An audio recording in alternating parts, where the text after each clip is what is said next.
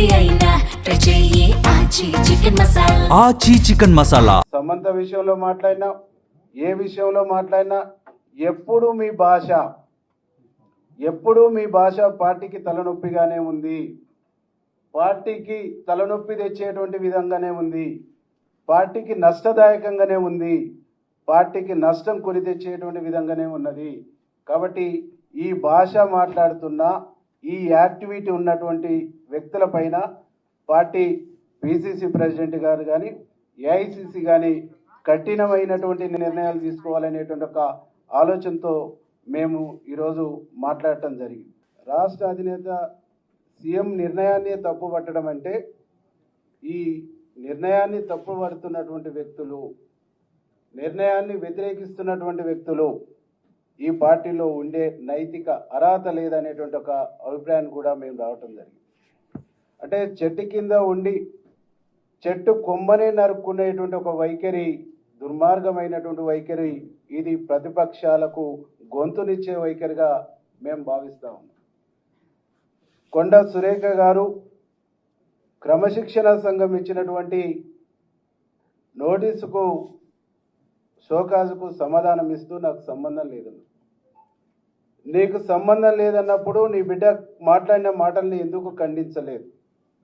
ఎందుకు నువ్వు క్యాబినెట్ మినిస్టర్గా, క్యాబినెట్ మంత్రిగా, కలెక్టర్గా, క్యాబినెట్లో ముఖ్యమంత్రితో కలెక్టర్గా పనిచేస్తున్నటువంటి వ్యక్తులుగా ఖండించవలసినటువంటి బాధ్యత నీ పైన ఉన్నదా లేదా అని చెప్పేసి ఈ సందర్భంగా మేము అడుగుతాం. మీరు చేస్తున్నటువంటి తప్పుల్ని, మీరు అనుసరిస్తున్నటువంటి తప్పులకు, మీరు మాట్లాడుతున్నటువంటి తప్పుడు భాషకు ప్రభుత్వం, ముఖ్యమంత్రి మూల్యం చెల్లిస్తుండ్రు. కానీ మీరు మాత్రం ఆ పదవిలో ఎంజాయ్ చేస్తూ మీ ఎంటర్టైన్మెంట్లో ప్రభుత్వానికి, పార్టీని ఇబ్బంది పెట్టేటువంటి ఒక ప్రయత్నం చేస్తున్నారు అనేటువంటి విషయాన్ని ఈ సందర్భంగా మేము గుర్తు చేయదలుచుకున్నాం. ఒక పార్టీ సభ్యుడు కానటువంటి వ్యక్తి, అనామకులైనటువంటి వ్యక్తి మా ఎమ్మెల్యేని పట్టుకొని అడ్డగోలుగా మాట్లాడటం అంటే, ఇంతకంటే నీచమైనటువంటి లంపెన్ కల్చరు బహుశా ఎక్కడ ఉండదు.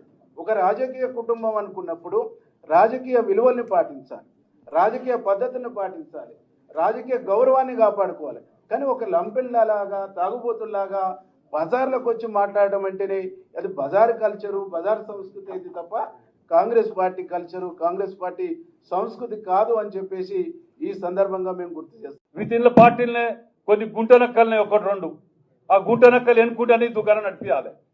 మీ యొక్క స్వార్థ రాజకీయాల గురించి మాలాంటి వాళ్ళని బదనాం చేసి ఇట్లా అవమానపరుచుకుంటూ రక్తం దాగుతా కాంగ్రెస్ కార్యకర్తలది మీరు ఎక్కడ పోయినా పర్లే, మా పదవులు ముఖ్యం అనుకుంటే మాత్రం దయచేసి పార్టీలకు వెళ్ళి బహిష్కరించే ముందుకే వెళ్ళిపోండి. నలుగురిని గెలిపించినామంటారు. ఇటు సీఎంఏ ఏకంగా తుపాకి రాముడు కూడా మంచిగా మాట్లాడతారు కొద్దిగా గొప్ప. సీఎంనే మేము చేసినాం, పీసీసీనే మేము చేసినాం. ఏంటి నువ్వు చేసింది? 12 నియోజకవర్గాలలో వరంగల్ జిల్లాలో 11 మెజార్టీ వచ్చింది పార్లమెంట్లో. నీ ఒక్క దగ్గర 9,000 ఎందుకు మైనస్ వచ్చింది? మాకేం తెలియదు, మాకు సంబంధం లేదు అంటారు పద్ధత. వెనుక బ్యానర్ ఉంటుంది, నీ కేక్ కట్ చేస్తుంటారు. నువ్వు జిల్లాలో ఒక్క ఎమ్మెల్యేతో మంచుకున్నావా? నువ్వు పద్ధతి లేకుండా, పాడు లేకుండా, బ్లాక్ మెయిలింగ్ పాలిటిక్స్. ఏ పార్టీకి పోతే నువ్వు ఎల్లదిట్టే మొట్టమొదట టీడీపీ, తర్వాత కాంగ్రెస్, తర్వాత వైఎస్ఆర్సీపీ, తర్వాత బీఆర్ఎస్, మళ్ళా కాంగ్రెస్. ఎక్కడ ఒక్కరితోటి మంచుకున్నావా నువ్వు? ఇలా కొందరు పేర్లు చెప్తున్నారు. మున్గోడు ఎలక్షన్ ఏమైంది? ఒక ఆయన ఎగిరెగిరి పడతాడు. మున్గోడు ఎలక్షన్ ఏమైంది? ఇంకో ఆయన మాట్లాడతాడు. ఎన్నిసార్లు కాంగ్రెస్ పార్టీ, ఎన్నిసార్లు మీకు టికెట్లు ఇచ్చింది, ఎన్నిసార్లు మిమ్మల్ని గౌరవించింది. ఇలా కార్యకర్తలు ఏమైపోతున్నారు? మీకు పనులు చేసిన కార్యకర్తలు ఏమవుతున్నారు? మున్గోడు ఆయనకైనా, సురేఖకైనా, ఇంకో చిన్నారెడ్డికైనా ఎంతమంది కాంగ్రెస్ కార్యకర్తలు పనిచేస్తే మీరు ఈ స్థాయికి వచ్చారు? అప్పుడప్పుడు కుట్రలు పన్నుతా ఉంటే ఈ కుట్రలకు ఇటువంటి నీచ సంస్కృతి కలిగిన కుటుంబాలు కొన్ని అవాకులు చెవాకులు, చౌకాబారు మాటలు, నీతిమాల్య మాటలు, అనుచిత వ్యాఖ్యలు చేయడం. కానీ రాష్ట్ర ముఖ్యమంత్రి బలహీనత అనుకుంటే తప్పు. రాష్ట్ర ముఖ్యమంత్రి చాలా బలవంతుడు. రాష్ట్ర ముఖ్యమంత్రి బలవంతుడు కాబట్టే ఒక కుటుంబం నుంచి ఆధిపత్యాన్ని గుంజుకోగలరు. ఇలా దమ్ము